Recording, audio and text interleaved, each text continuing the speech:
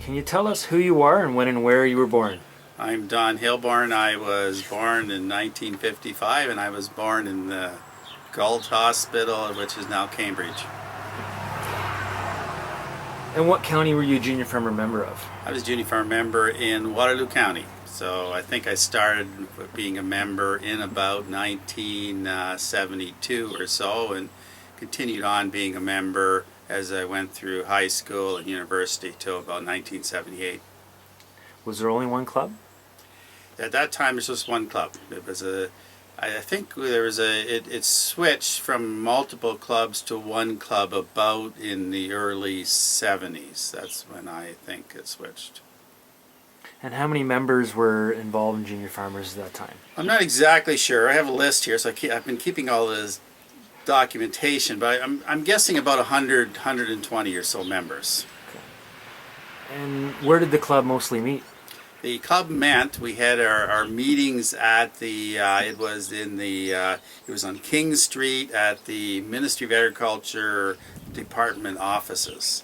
I think it was a second or third floor, and it was beside the TV station. Do you remember your first event as a junior farmer? Oh, that goes back a long time ago. I think it would have been soccer or involved with the sports. We used to practice for soccer at the Cecil Cornwall School, which is on the old Highway 97, and then we participated in soccer teams. Also was involved with the broom ball team. So we had there was a series of broom ball tournaments going on across Ontario. I remember being to the Shelburne broom ball tournament. And then there was dances, so we would have, there was annual meetings, and so it was quite an active group. There was meetings, about one meeting a month, and it would go around and be tied in with sports or square dancing, or we'd be doing projects. One of the projects that was most interesting was driving the wagons at the Elmira Syrup Festival. So part of our job, and I think Sandy Berry and I and a group of us did that. And never forget, we had to supply all the wagons to bring the people in from the cars to the Maple Syrup Festival, and it was still is big, but I think it was very big at that time. So every hour on the hour, maybe 10 after, we'd have to go down all the wagons to where to be when the Sugar Bush Express came in. So that was a train came in from Waterloo, and the problem was some of the wagons got tied up at the parking lots, and so we'd be there, and instead of having 5 or 6 wagons to take a whole trainload of people, we'd end up with 1 or 2 wagons, and they'd pile on the wagons just like a loaf of bread, and then I got lost in Elmira. And I remember the roads got kind of narrow, and everybody's legs were hanging over the side of the wagon, and we had to get everybody to unload the wagon. And I actually couldn't back up because the streets, two people were double parking on the streets, and so a guy had to move his whole apple stand, and I actually drove the wagon out through the main street and back into the. So it was quite a bit of excitement there with that project. Did you make money doing that? Yeah, I'm not sure how the dollars came in on that.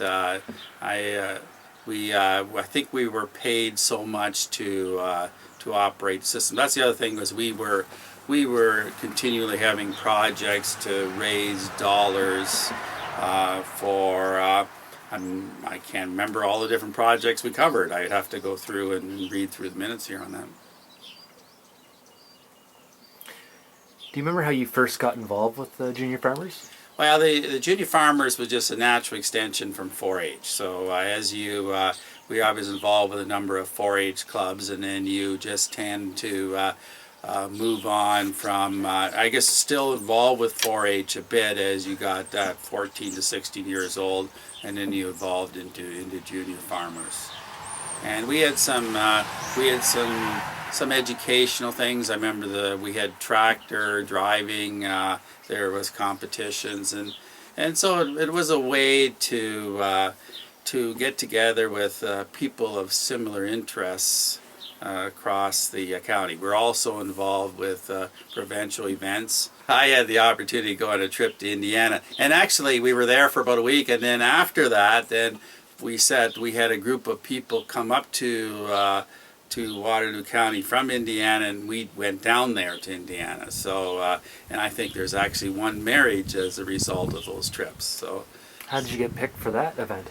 they went through a selection process. I remember we met at it was at a hotel in Brantford, and basically there was a group of people that interviewed candidates for it. I'm not sure whether we had to write something, and then they then selected people for trips. I got the Indiana one. I missed out on the trip to England and Scotland, and I think Australia. So you applied So there's for a those whole too. there's a whole group of trips that you had opportunities to go on. What was the group in Indiana that Junior Farmers was paired with? It would have been that's a good question. I'm thinking it was a similar group, Future Farmers or something. I'm not sure whether they had a junior farmer group, but it was a very parallel group to us, because we continued liaison back and forth and for a number of years afterwards. And I think a lot of trips ended up doing that. Was people would go over and then they would continue on contacts for almost a lifetime. So seeing people that you saw over there, it's a when you're between the ages of 15 to 20, you're ready for adventure and to see new things, and that is really a time that you take in information and you're learning very quickly. Who went with you on the trip to Indiana? The only person I can remember is Marilyn Sewell. Marilyn lives in Brantford now, so Jack Westlake went too, and then I forgot the third person.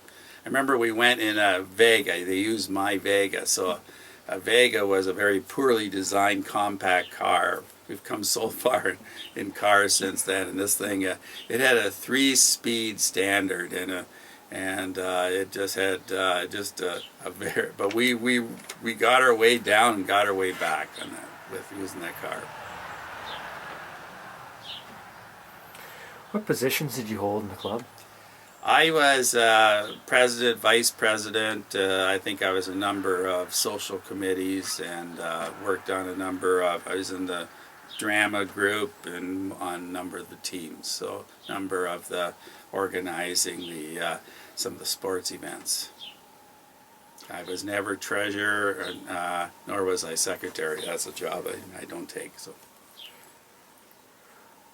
What do you remember about your year as president? we had we came off we were a very active group at that time, so we had continuous projects going on. It was I was president in 76, 77, or 77, 78, one of those two. And I was actually I was at university at the time, so I was busy, but I lived at home and then drove to Guelph University. So I remember just being busy and involved with everything. So being very active. I was taking my engineering degree at that time, but every weekend we'd come home and be involved with activities and then also at meetings during the week. So I had homework to do. I had all sorts of activities. So very active. What made Waterloo different from the other junior farmer counties? Well, Waterloo it has a very big city, a series of cities in the middle of it, and you have basically the north and you have the south. You have these are the agricultural areas in the north and the south, and in the north a lot of Mennonites which didn't belong. So it's a different area than most other areas that are predominantly agriculture. This is a rural, urban mix of people, and they continue to be that. And we had a group that was ready to be involved in many aspects. We were very involved in provincial events, so it just wasn't an inward club, but it was also an outward club, and we were always active in going down in zone events. So the zone would be in, I remember it included Niagara and Brant and Norfolk, and we'd be very active there. We'd also be very active in provincial events, and we had a square dance team, and so that was an interesting one. And I think that was in about the 1977, and we were never known as a dominant square dance county, but we actually won that time. So that was quite a surprise for our group to be the winners of the square dance group at the festival. What was the name of that festival? It was called the Talent Festival. So we were. I think we went to. It was in Peterborough. So we were quite involved. Then we actually, and we should have quit when we were ahead. So we had won that, and then our smartest move would have been just to stop then and bask in the glory. But I think we continued on from there, and then that took ongoing practice. And I think after that, our success wasn't quite so good. So we would have been better off just to win once, quit, and move on to something else. So you guys didn't go to the Royal then to dance too? I don't think this was at the Royal. This was a Talent Fest. Was a Talent Fest that we did. We were in the competition. Now we might have gone to the Royal. Then they had kind of an event at the Royal. We were at a number of events at the Royal, but I can't quite remember what we did at those. So. What were some of the other community involvements other than the Maple Syrup Festival? We were involved with a number of handicapped residents, so we would take them on snowmobile rides and raise money for them. I remember a broomball game with a group in the Galt area, and so many different projects that we did get involved with. We had fundraising. I remember there was a pork barbecue we did for fundraising, and I remember two of us were picking up the pig, and it was something like 3 o'clock in the morning, and we went to where the butcher shop picked it up, and we were driving out, and we were like 17 years old at the time, and I remember the police were waiting for us as we came out with this pig. So we explained that we were organizing a barbecue, and I think we had a very good story and I think the barbecue was either at the police building, or I think that actually was at the police building. So then the stories kind of made sense to the policeman, so he was able to let us go, and we proceeded on to set up the barbecue. Was there any interaction with the fairs in the county? We were involved with fairs. I can't quite recall what all the different things we did at that time. I think we would have booths there to explain junior farmers. We would one of the events we did was at New Dundee they had fireworks on Victoria Day, and I remember having the wagon full of it was 2 wagons, and we had a group of the first wagon was a baler, a thrower wagon, and we had people in there, and they were dressed as people in jail, and with the striped uniforms on. And I remember we had a banner saying, "Do you feel cooped up?" And then hooked on the back was just a flat rack with a group of people being involved with basketballs, and I'm not sure what else. And then we had a banner say, well, then in the second wagon, a banner saying, "Come alive in '75 with junior farmers." And I think I remember that there's a fairly big hill in New Dundee to go up, and we had a lot of people in both the the inmates in the front wagon and the partiers in the back wagon. And I remember our tractor wasn't quite big enough to start slipping as we were going up the hill. Didn't make it up, so we had to get everybody had to get off and walk up. So when you're going to drag two wagons behind you, got to make sure you have a big enough tractor. So you were a junior farmer member when the county became the region. I can't recall. I mean, when did the county become the region? I don't know on that. Was it 72, wasn't it? I don't recall that big event. So that didn't go as the region. Like there's a whole other group of amalgamations with other counties later on, but I can't remember when the crossover occurred. We still knew this as Waterloo County. Like everybody still saw it as Waterloo County, not as Waterloo Region. So, how did communication occur within the county for the junior farmers? Well, we didn't use email, like all the things you use now. Everything was done via newsletters. So I think there was a big mailing, and we had a lot of cooperation by the Department of Agriculture and Food, and they we would rough write out the documents, and I think they would type them up and then send them out. So there was a lot of cooperation by the by the Department of Agriculture and Food to do that. I remember I put together a car rally, and we actually had they typed up the whole thing for us. So there was a lot of cooperation between the two. And so I think we had a mailing every month, and at that time it was called the Water News, and that would explain all the different events coming up. Plus then anybody who was on the executive would get minutes and that type of thing. So a lot of letters going back and forth. Everything that now is emails was letters then. Well, let's expand on what you said. What was the relationship like between the Ministry of Agriculture and Food and Waterloo junior farmers? Yeah, there was a very strong relationship between the Department of Agriculture and Food and junior farmers. You would have people attending some of the meetings, and not as strong as there was for 4-H, because we were more of an independent group, and we were quite well governed.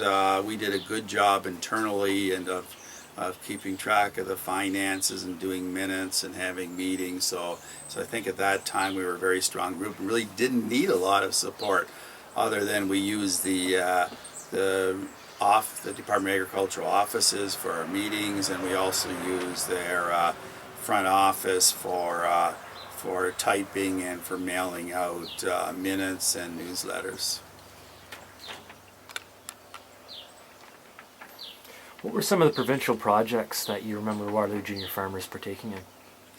Well, we were involved with, I guess it was Dramarama, was it? There was a drama event that we participated in a number of times. I think the Waterloo County had its own drama event up to about during the 60s. By the time we got involved, drama wasn't. We just had one or two groups participate in provincially zone events. There was hockey teams. Waterloo County had a fairly strong hockey team, especially up to about 77, 76 or so, and then I think we kind of phased out of the hockey a bit. I remember I was not a great hockey player, so I remember being at a few zone events playing hockey. We were involved with the soccer. We involved with sing swing. So that's what the event was. That you dancing and square dancing event and singing, and so people like Becky Berry were involved with that, and the big event at the Talent Fest. So we were involved in all those. What was one of your wildest experiences as a junior farmer? Oh, we had a whole bunch of experiences. I remember one time, so on on New Year's Eve, what we did was we went to the, you can't do that anymore, I think somebody was killed doing this, but we went to the Chicopee Ski Hill, and it was shut down, and so we went tobogganing there on the Chicopee Ski Hill on New Year's Eve. And I remember that you would just fly down that thing at a terrifying speed, and we would, people would be, we'd be walking up, and it was people, these toboggans would come out of the dark, and you would be dodging these toboggans. So these are some of the things. Some of the car rallies, we had some very interesting routes through the county, and some of the well, the square dancing event where we actually won, that was something to remember by. So many different things happened there. It was a time of getting together with friends and working on your organizational skills, your leadership skills, and your ability to work together as a group and be involved in community betterment projects, and also be involved just with other youth of your age. Do you still square dance? So do I still square dance? I did square dance once last year, so I'm not square dancing in a big sense, but it's interesting. It's a skill you tend to you can keep. You're not near as coordinated as you used to be, but it's a skill that tends to go on. So. What were some of the traditions or customs that you remember from Waterloo Junior Farmers? Waterloo Junior Farmers always had an annual meeting, and it would be a dance. We typically would bring in a band, and I used to always think the band was so expensive. I think it was something like $500, $600 back then, which was really a huge cost at that time, and so we were involved there. The junior farmers, again, with sports, we would be involved with some events all through summer and winter, and so just a whole group of activities where it's hard to put together all the different activities we were involved with. As I think about it more, we have to remember that was 40 years ago now, so some of these memories get faded. But when you look back at it, it's more the friendships and just being involved as a group that's the most important thing. Was there anyone you met in Junior Farmers that became a big part of your life? So at that time, my spouse, I met Sue kind of indirectly through Junior Farmers, not so much Waterloo.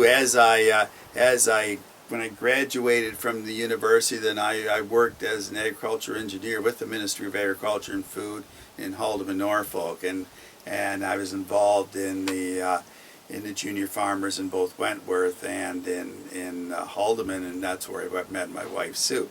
We have friends, though, from Waterloo. For the friendship continues on.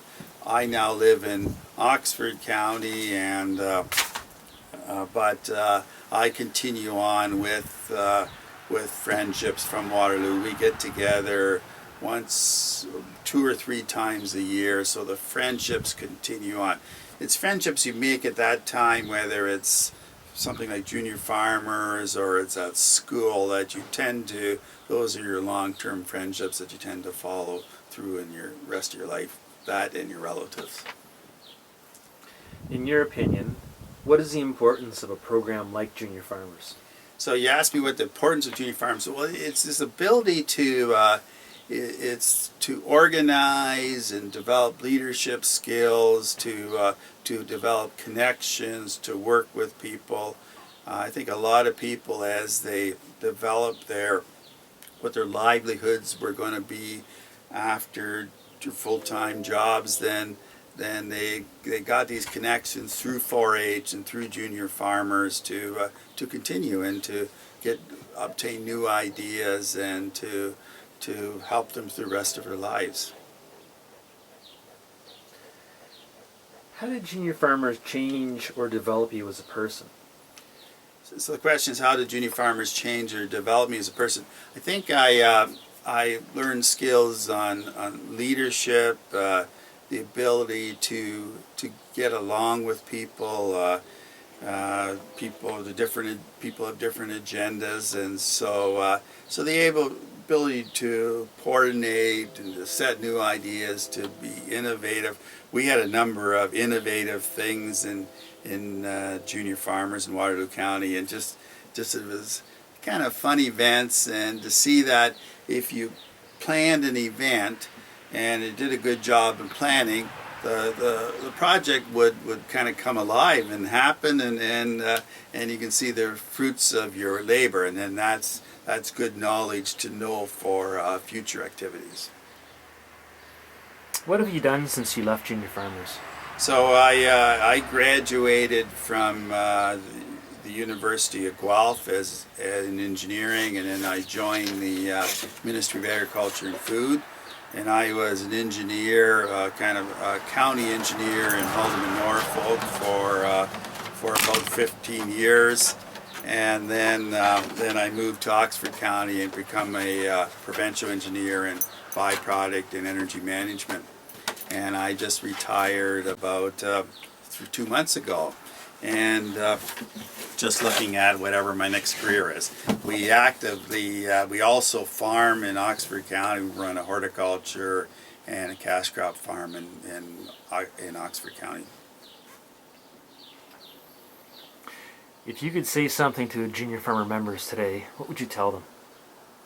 Well, again, it's an opportunity to see people of similar interests. So you may not be farming in the future, but it's the ability to meet and participate, and it's kind of depends which county you're in, but in a county such as Oxford, so in a county such as Waterloo, you will have a combination of urban and rural activities or participants going on. So it's the ability to develop leadership skills and to kind of set up where you're going for the rest of your life. You have any other stories you'd like to share about your time in Junior Farmers? You asked me about other stories. There's many different events. We had some mystery tours. So for a number of years we had this mystery tour. I organized one of them, and I think Jeff Stager organized another one where we would start up and people didn't know where we were going. And one of these times we ended up at the planetarium. It's not there anymore in downtown Toronto, and we ended up at Shirkston Beach, and I can't remember where the other one went to. So that was just some of the different activities we had. Things didn't all go right. Some of the events didn't make money. Some were much more successful than you thought they were going to be, and so this is just the learning curve, and it's the ability to take a risk on projects. If it's better off to try and to fail than to never have tried at all. That's it for me. Thank you. Okay.